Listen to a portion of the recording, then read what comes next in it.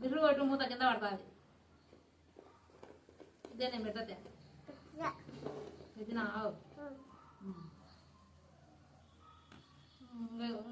గడ్డ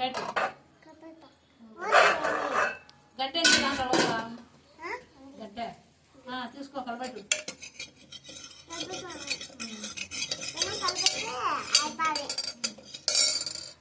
అన్నం కలబెట్టు. బేసిందే ఇప్పుడు వద్దు పక్కగా కాదు రెండు వేసినావు.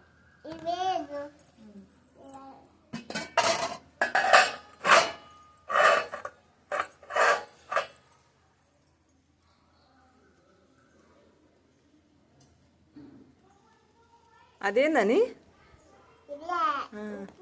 దాంట్లో ఏం చేసానా